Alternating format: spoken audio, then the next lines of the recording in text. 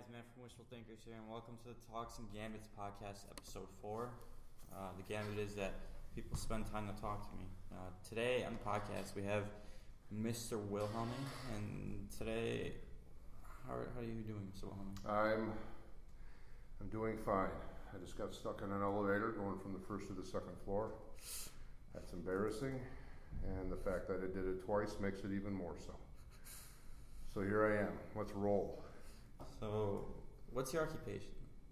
I am the facilitator of learning. I'm an educator. Okay. And how long have you been a teacher? This is my 14th year. How long have you been in private schools or public schools? Been here at Mount Carmel. This is my second year, and I was in Chicago Public Schools for 13 years. What was that like? Actually, the perception of public schooling, especially in a major urban area, Chicago Public Schools is the third largest public school system in the nation. For me, it started out really well and rewarding. I started out in the Achievement Academy system, which is the transition from standalone alternative high schools to inclusive environments for, I think the average was 15-year-old sixth graders. So legally they cannot stay in an elementary school. They have to be in another building. So we taught these students in the first semester, double period, how to be students again. Conflict management, study skills, post-secondary education, note-taking, etc. And in the second semester I would teach them a full year of history in one semester. So that was my first 4 years, and those 4 years were like 8 years of training, because we dealt with what were perceived to be the worst of the worst. And some indeed were pretty bad as far as behavior or ability to be in a classroom. But 60 to 65%, in my estimation, just needed some guidance. And we ended up turning that much, if not a little more, into 8th grade graduates in January, and then freshman graduates in June, where they were promoted to regular sophomores inside the actual high school. That was my most rewarding experience. Did you have any, other than that, did you have any good or bad experiences? I recall it fondly as far as teaching. I was attacked 3 times, physically attacked by one or more students, undefeated. Unfortunately, I lost around 10 students to gunfire in my career. I'm not sure. I think it might have been 4 or 5 during my time at that school. I'm sure you pushing those kids to graduation was a great feeling for you personally, I'm assuming. Yes. Well, it's you learn that this is do or die, especially after you, and I hope no teacher goes through this, obviously it happens, but when you lose your first one, I lost my first student in October of my very first year. He was shot in the head while playing basketball. It is a do or die situation for some of these kids, and that's where I learned the intensity it takes to teach those, I wouldn't say those types, but students in that situation, because there were some students that transferred from other areas and didn't have the prerequisites to transfer in for whatever reason. One of my students, Demetrius Johnson, had a major heart defect, so he missed a full year of school. So there was some of those students. It was an unfortunate situation in some instances, but it was, I recall it fondly just for the intensity in which I learned how to be a teacher. I mean, would you say having those experiences was good or bad for you? I could not imagine a better training exercise for teachers. And I don't think it can be replicated, and I'm not sure if the Achievement Academies are around now, which leads to the decline, my perception of the decline of public education.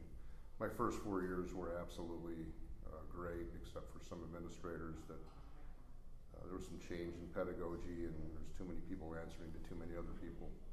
But I was left to my own devices, and I would not trade that experience for anything. It was Mm-hmm. truly helping those less fortunate. And unfortunately, I was let go for enrollment reasons, and had to move on. But that's where I learned my chops, quote unquote. I'm sure it's a lot more like at ease in private school rather than CPS, I would assume. Or do you still get the same type of attitude from students? I don't get that attitude often. I'm reminded very, very sparingly. Just in the last couple of weeks, I've had a couple students remind me of that type of attitude. My last 8 years in CPS was a gradual decline. I was at my first 4 years was at Tilden High School. Second 4 years was Manly High School on the west side. I had a couple, 2-3 years where I was actually able to teach. But then when they start telling me about how I can't fail certain students, even though they miss 20 to 30 days per semester, then I started to get some interference in the grading policies, where they needed to have they needed to meet some numbers. I believe it's called SQUIRP. It's an acronym for the indicators that principals must meet to remain principal, like attendance, grades, students on track, which is an absolute BS statistic. I'll explain that in a second. But like, I mean, you talked to me actually about you were dean for a while, and that I feel like in that system, did it have a lot to do with you being dean? Like, did it affect it in some sort of way? Affect what? My pedagogy, my view on teaching? Or no, did it affect like your job as being dean? And was that enrollment reason, did it take away from that? I only became dean because this is the proverbial walking by the last table at the last career fair with your last resume. Literally, I just handed it to a retired lieutenant colonel. He was commandant at Chicago Military Academy, Bronzeville, and I just handed, hey, do you need a Type 75, which is a certificate to be an administrator for school? Do you need that to be dean? He said no. And as luck would have it, I was called in for an interview, and I got the job, and I served as dean for 2.5 years of a military academy. The first year was definitely learning as I go. I had some help from retired Sergeant Major Tufts, solid guy. Unfortunately, the SQUIRP numbers, the criteria that principals must meet, the indices, on-track scores, standardized testing, attendance, discipline, all that factors in. I was able to institute a discipline policy that doesn't punish so much as it intervenes in behavior. Unfortunately, when you're working with that public school system, things tend to get watered down in the name of progress. And it wasn't the fault of my principal, Mr. Richard M. Miller. It wasn't his fault. He was just trying to get these numbers in order. He's a good guy.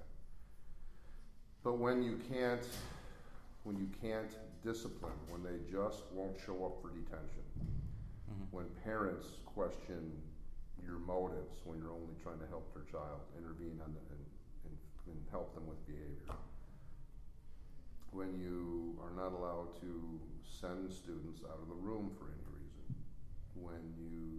and this is what it came to, and this does not pertain to any certain school, but when we're dissuaded from giving homework, and the reasoning being they just won't do it. It got watered down so bad that my perception, my inside perception, and a decade plus of experience, CPS neighborhood schools, excluding magnet schools like Jones and Northside College Prep, are daycare centers. Basically, just to get through their high school career. They are daycare centers. there was a study done by the Chicago Consortium, I believe it was. I don't know if they were affiliated with the University of Chicago. It was done in 2010, and I believe again in 2013, where they analyzed how many Chicago Public School high school graduates graduate from a university or college within 8 years. Out of 100 graduates, how many, what percent would you say out of Chicago Public Schools actually graduated in 8 years from school? Like continuously going to college and then going to grad school? Just graduating. They get 8 years to finish 4 years of school. What percent would you put it at for Chicago Public High School kids? Say 30. 3. Really? 3 to 4. So that statistic alone, 3 out of 100 students, or 4 out of 100. Let's double it. Mm-hmm. Say I'm wrong. Let me double it. 8 out of 100 students from Chicago Public Schools are making it out of college. I taught there for 13 years. That would put me at about 150, 120 students a year. So let's just make it 2,000 students that I taught. Not one student that I know of graduated from college that I taught. How would you figure that out? If when I taught them, I told them, "You let me know when you graduate from college, and I'll buy you a meal." Not one has reached out. Now, let's triple it. 30 out of, what would that be? 2,000. Well, whatever the math is, it's not very high. Mm-hmm. Chicago Public Schools, we used to answer to students, and then they put in a very intrusive teacher evaluation system. It felt like getting a physical every day. The REACH system, appropriately named REACH. It felt like my job was to protect my job. Mm-hmm. I would say covering my backside, which is phone calls to parents, grading, writing lesson plans and so forth. I would say that was about 10% of my job when I first started. 10% of my job was covering my backside. Mm-hmm. By the end, it was about 80%. I was spending that much time filling out Rubicons and other sheets just to demonstrate some kind of arbitrary standard that I was teaching. Complete waste of time. Mm-hmm. My students, I was the dean of the school and my students were out of control. So, I couldn't take it anymore. Mm-hmm. I just couldn't take it anymore. I mean, that's understandable because it's a lot of pressure even to, let alone run a school, but also discipline students. And I feel like that's a very difficult job to do, and it's a lot of responsibility as well. So. Well, disciplining is not hard. It's not, disciplining isn't punishing. Disciplining, if all stakeholders are involved, and by stakeholders I mean students, parents, administration, and teachers, if we're all on the same page as far as, and this is what I like about Mount Carmel, is in my experience in this year and a half, is we're all in it for the best interest of the student. We want them to be, or I want them to be, we want them to be ready for not just college, but post-secondary pursuits. And you have to be ready academically, but more importantly, you have to be ready socially and functionally. You have to be personally functionable when you leave here. You have to be held to a standard of getting things done on time. You have to be held to a standard of doing things on your own. Mm-hmm. You have to learn how to study, take notes, speak, do an outline, write, everything if you want to make it at that level. So I do like the freedom here to do that. As far as disciplining, I handle all that myself, so that's, with my experience of being a dean, that's no problem. And I do feel you have not experienced that. So you were not with me when you were undergrad. But when you expect things from young men, you are the concrete wall in which they throw themselves against. I will not bend for a student who can't sit up in their seat. I will bend for students that just don't understand how to do things academically. I'll do all I can in the time I have them. And so far it's worked. I would say so, because I really do enjoy your class. It's not just that I'm just doing the work to get it done, but I mean, I figured out, I mean, you told us in the beginning of the trimester, like, you're going to figure out what you want to do, at least for the rest of your life, or what you want to do and pursue it as a passion, a career. And that's what I figured out in the 10 weeks I've had your class so far, is I know what I want to do with my life already. I know how to pursue it. I know how to go about it. I'm not, the only thing that I'm not familiar with is like what colleges to go to for it, but it's coming along, and as long as I'm laying a foundation, at least for the rest of high school and throughout the summer, I mean, I feel like nothing could go wrong. But I mean, going back to CPS, what do you think has changed in the Chicago public school system? The focus is off students and it's on the adults. Really? Yes. It's more about the adults rather than the students. I was guilty of this as anyone else. I had to protect my job. I just got sick of protecting my job. I don't believe in not giving homework, and homework isn't just busy work. I don't believe in holding students to learning time management skills, teaching students how to ask questions, teaching students how to be appropriately inquisitive, teaching students how to study, teaching students how to overcome failure on an assessment, teaching students how to work with other students, which is the point of the class you're in. You're a senior. Yes. And I'm really only talking, I mean, that class is great, the business class. The freshmen and sophomores here are the ones that are still struggling with, you have to do the work. You have to study, you have to write, you have to ask questions, you have to figure it out. The motto of this school is if you care to struggle, or if you struggle and you care to work hard, you'll leave here as a man. I can't speak for any other teachers, but that is a very simple mantra to institute. I prefer to have students who are too comfortable in their academics, their present academics at the freshman and sophomore level, tend to try to slide by, but there are things that they need to address. It is my job to identify the things they struggle in and hammer them on those things until they become a strength. And even though students reject openly, resist quietly, I'm not here to be their friend. I'm here to make sure they're ready. I mean, obviously, what you would say, Chicago public schools is different from private school. Like, what would you say is different, as so much, other than learning about God and all this? But what would you say is the main difference between? Chicago Public Schools it's a running joke. It's a sinking ship, and I was one of the rats that jumped off and swam to safety, to use a poor metaphor.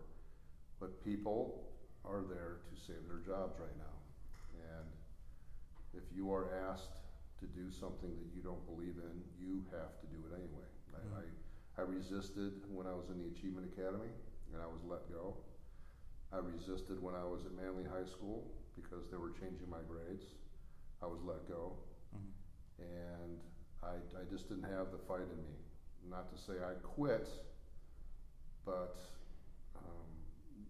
when my health was declining and the absolute gorgeousness in which I encased myself was declining, I don't look like I used to. It's very stressful. And that goes with all the adult problems of coping with stress, which I'm guilty of, except for the illegal ones. Here's what made me switch to Catholic school. So I started coaching lacrosse here, and a friend of mine, Mr. McGuire, in the school, told me about the lacrosse job. Then a history job opened up, so I interviewed for it, and I got the job. And I was pondering whether or not to take the job, and my son said, Jude, said, Daddy, if you don't take the job, you're going to die of patriotic cancer. Mm-hmm. It's not patriotic cancer, obviously. It's pancreatic, and I don't have anything wrong with my pancreas now that I say that I will. But my health was taking a huge hit, extremely stressed out. I hated my job. I hated teaching in CPS. It was an endurance. I had 7.5 years left, and when you get to counting down, it's time to go. Yeah. So, Chicago Public Schools is an unequivocal joke. The advent of charter schools, which are teacher mills. If you go to a charter school, you won't see too many teachers older than 30. And the neighborhood schools, for the most part, there are some isolated gems. For the most part, they are an absolute joke. The system is a joke. The way teachers are handled is a joke. Do you think it will improve in the future? No. You really don't think so? I don't think it will improve. Do you think there will be some public schools that are gonna isolate themselves from the other, like you said, and gonna be their own system where they thrive? There are a lot of underperforming students in this city, and they need a place to go. And unfortunately, those places are very, I wouldn't say poorly run, but they are definitely being run to keep adults in a job. The students are not being held accountable. They want discipline. They need discipline. They want to learn, but you can't. This goes back to freshman on track. Freshman on track means every freshman has to be passing at all times. There are no F's. That means on track. So when you are not allowed to fail anyone, or you have to be passing 97 to 98% of all students, where is there room for learning? Where is there room for experience?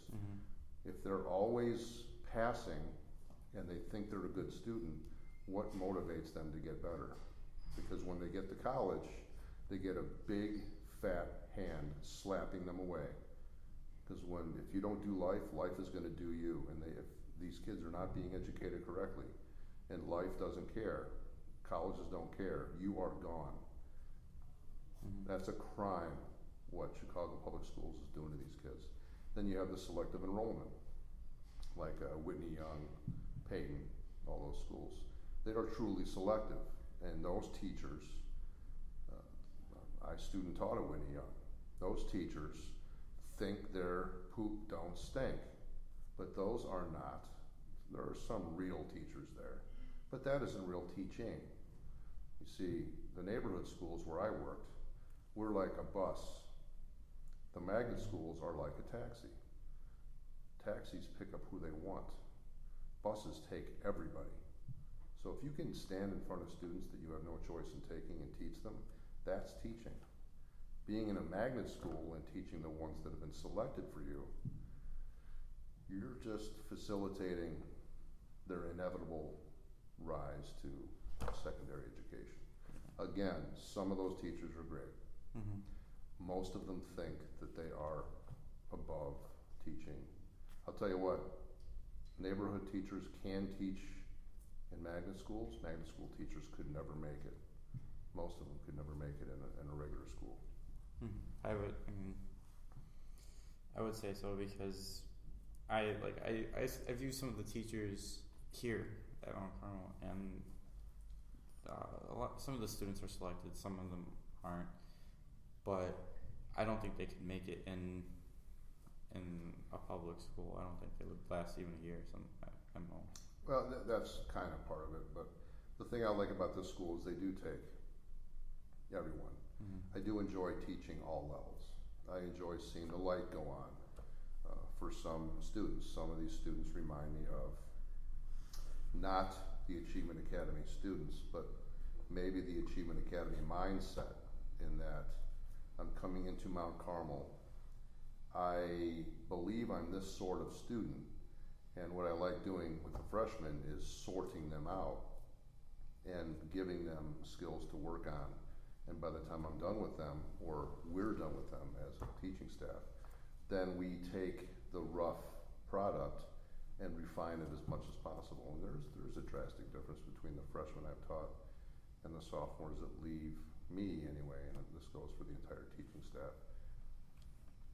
Other schools like St. Ignatius, my daughter's a student there, they don't take lower performing students.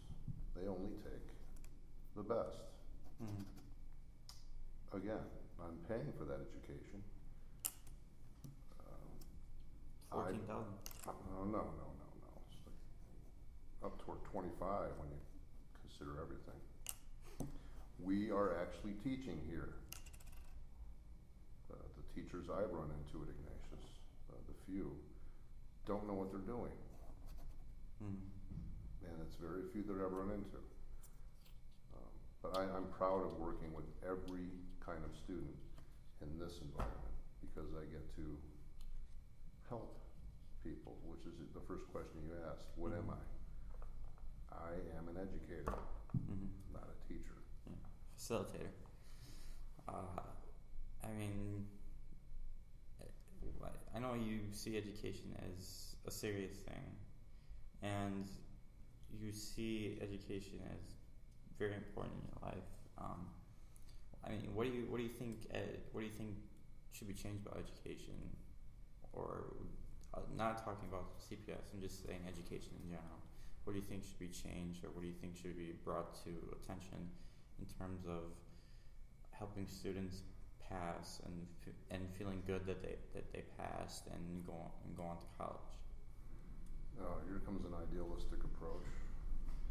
I think we should, no matter what level they are, students should be held to standards, not standards-based instruction. Students should know how to turn work in.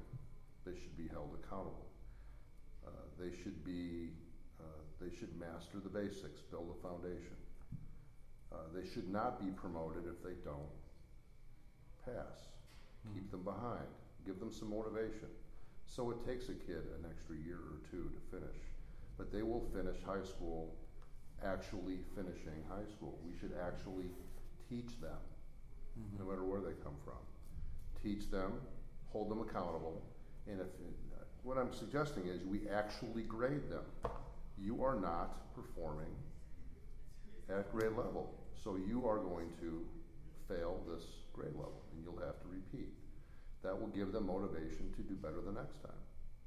If we hold students to a basic and true grading system, and if you don't meet the standards, then you're held back, much like life is.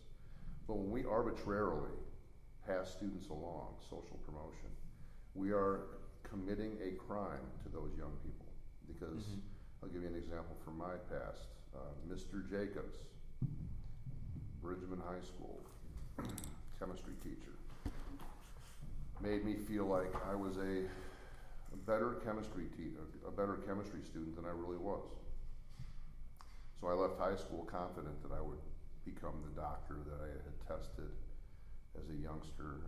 I tested high in science and I did great in chemistry, and I pursued that in college. So I received money to go to Albion College for swimming, Division III. They don't give athletic scholarships, but I certainly wasn't being rewarded for my academics. So I go to Albion, and my chemistry professor wrote his own book. No pictures. I did not make it. I got a 2.1 out of, I passed all my classes, but I couldn't handle it. I thought I was better than I really was. And that destroyed my confidence. I did end up graduating in 4.5 years from college, but it destroyed my academic confidence. And then I just went into not a tailspin, because I knew I wanted to work on the trading floors, and I did that for 10 years. But when I was on the trading floors trying to find another career, it was a struggle because I was interested in so many things, most of which didn't pay any money. And then I decided to become a teacher, luckily. But we cannot afford to let students leave high school, any high school, public or private, thinking that they're better, not smarter, thinking that they have skills that they do not have. Mm-hmm. If you do not qualify, you stay. I would say that's very insightful because people like my father, like 40 years ago, he finished high school in 5 years, and it wasn't that he just didn't have time to dedicate himself to it. He wanted to learn, but it was a secondary thing because he had his own store. He was the only one running it, and it was his father's store, but his father was gone most of the time. But I mean, I feel like if he would have really like dedicated himself to it and pushed himself to it, he would have graduated on time, and he probably would have went to a better college rather than Olive Harvey and gotten his associates. But I mean, he's lived a successful life. He has 5 kids. He's been working for the city 25 plus years, and I mean, he loves it.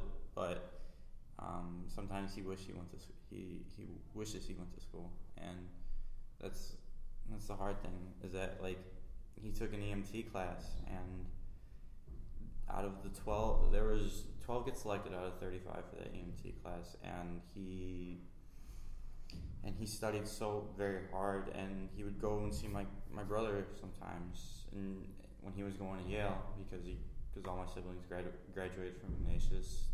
All my siblings graduated from college now, and they're undergrad. So like he went to Connecticut to go see my brother, and he would study with his flashcards from the EMT class all the way up there and all the way back. And while he was driving too, so that's very difficult to do. But as he drove, he just told me that it was just easy for him to study because he already knew how to drive city trucks and like city salt trucks for about like 20 years. And he was saying that it was very simple for him to obtain the material because it was basically like 2 days of studying straight, and that's how he viewed it rather than seeing it as something bad. And he got selected out of the 12 students out of the 35. He got selected, and he was 7th out of those 12 students, and that's great. As to be out of school for so long and then come back and do so well, I feel like that's a really great thing.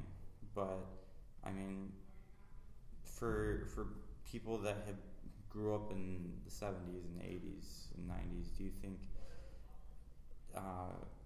for you? Did you just call me old? I didn't call you old. I'm gonna punch your microphone, man. Do you think college is a necessity for life now than it was 40 years ago? It's more of a necessity. Masters is a necessity, but then again, there's the affordability of it. I have a daughter that's approaching college age. There's also the road of specialization, not going to liberal arts, but going to a specific trade type environment where you learn a skill, trade, etc. Mm-hmm. College has gotten so out of hand that, I mean, it is a necessity. You need a master's, but the cost for it is so high. It's the cost. Mm-hmm. So do we send her to a trade school? Do we send her to community college to save some money, which is an absolute viable and the road I should have taken, that my dad took. But in the end, it doesn't matter that your dad finished high school in 5 years. It doesn't matter. Mm-hmm. It doesn't matter that I finished college in 4.5 years. That doesn't matter. It matters that they finish, which Mm-hmm. goes back to the point of holding high school students and starts in grade school, holding them to these standards of personal functionality. And in the end, it doesn't matter how long it took them. It matters that they finish, because as Judge Smale said in Caddyshack, the world does need ditch diggers. Mm-hmm. We do need people for low-level jobs. That's perfectly fine and an honest occupation. Mm-hmm. But we need more people that leave high school knowing that they're ready, not for college, but for life, if that includes college grade. They have to know they're ready, and they have to have actually passed a portion of their life that actually asks them to meet requirements.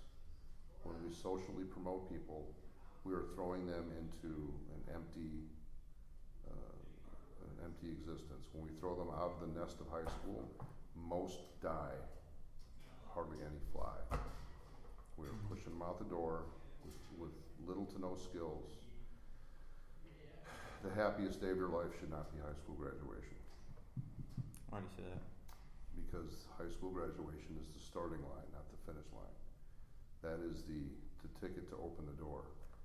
I don't believe you have to go to college, even though our society requires that you have that and more. I'm saying that you have to have a post-secondary pursuit. You have to pursue more learning in life before you are qualified. You need to take tests to be plumbers and life insurance agents and stockbrokers and firemen and policemen. You need to go through additional training. It's just the prohibitive cost of college that gets in the way of that. But if you are truly prepared out of high school, then we will start seeing less disparity between the classes and races, and more unity in the fact that I'm not asking for a national standard of getting out of high school, but the cultural expectation that you have to earn your way through school. You have to be personally functional. Just because this teacher doesn't want to teach you anymore, that should not be the basis for promotion. I mean, going back to what you said, as long as you finish and as long as you try the best that you can and do the best.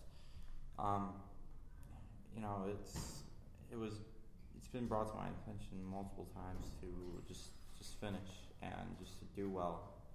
But like now that I have a lot more insight on what you said, because it's more on high school graduation. I definitely have a different view on it now. Is that it's the starting line, not the finish line, and it's the starting line for your life rather than the finish line of what you want to do. And it's a crazy thing because I never saw it that way. And it took my brother 10 years to finish his undergrad, and he finally finished it, and he has a great life, and he's a nurse at Northwestern. And does his degree say it took him 10 years? No. Yeah. Does my degree say it took me 4.5? No. But as long as you finish, that was the point. But I mean, I feel like it's a great learning experience. Like all the struggles and if you just care to stick it out, I feel like that's experience for you. Even if you care not to, you have that option. But make that decision based on an intrinsic knowledge of what you're capable of doing. That's perfectly fine. I mean, not everyone can be a doctor or a lawyer, but everyone needs to be aware of their options. And some people prefer not to have options. That's perfectly fine too. This is not everyone gets the diamond, or not everyone gets the gold at the end of the rainbow. But we should push everyone to achieve the best they possibly can. And oftentimes, the best a person can do is congruent to what their aspirations in life are. My motto is no regrets. I wish I would have done this. I wish I'd have done this better. I wish I'd have gone to school. Well, people that say I wish I'd have gone to school, like you said with your father, they can still go to school. So quit crying in your soup and go get what you want. I got my first master's 14 years after I got my bachelor's degree. I tried once to go to grad school, and I could not pass that darn GRE, the Graduate Record Examination. So what did I do? I picked a school that doesn't require the Graduate Record Examination test results. and I got a master's from there. And then I got a second master's. So it doesn't matter when I got my master's degrees. It doesn't matter when I graduated college. I just did. But every road that your teacher has, every road is different. Mm-hmm. College was easy for some of your teachers and was hard for some others, like myself. Every road is different. It doesn't matter how long it took you to get something. It matters that you got it. Mm-hmm. I mean, I feel like that's a great point to go off of, because I wanted to know how education has impacted your life, and how it will continue to impact your life, because there's always, even until the day you die, there's always room for more learning. And you may not remember everything, but I feel like it's important that you just keep your mind open and just keep on learning. I mean, but for you though, how has it impacted your life? I prefer to teach, and I try to teach my students, don't make the same mistakes I did. Mm-hmm. We're all here basically to teach our students. These are the mistakes we made. Don't repeat them. But do students always hear that? No. But that's what we're here to do. Mm-hmm. Here's a way to get through college. These are the mistakes I made, and I'm going to teach my transcript to you guys. Mm-hmm. These are the mistakes I made. Try not to make the same ones. Mm-hmm. Whether you choose to adhere to that, that's fine. But I do enjoy seeing the light go on for some students, whether it be socially or academically. It's just nice to be a witness to that. I definitely learn a lot, especially because you're more of like a down-to-earth, real world teacher than most people are, and most teachers are. And that's not going to change your grade, but it's nice of you to say. Yeah, thank you. But yeah, I feel like that's something that we should all think about. And I feel like wrapping up on this podcast, it's more of something that we should consider and really go off of than trying to have regrets in our life, and trying to think of all the things that we could have done and just go ahead and do it. And there's a way to achieve all that. Mm-hmm. You want to know the answer? What's that? Be a good parent to your children. Yeah. If we all can do that, don't let our kids quit. Don't settle for taking the path of least resistance. Then we should all be just fine. Mm-hmm. Parents, if you're sending your kids to CPS, don't accept the perceived education you think they're getting. Mm-hmm. Question things. Are they really learning? Are they really ready for college this day of graduation? Are they truly ready? Mm-hmm. Because they're going to come back and live with you. Right. I feel like that's a good place to wrap it up. All right, guys. If you enjoyed this podcast, just like us on YouTube, like us on Facebook, follow us on Twitter, like us on Instagram. We'll see you guys later. Bye.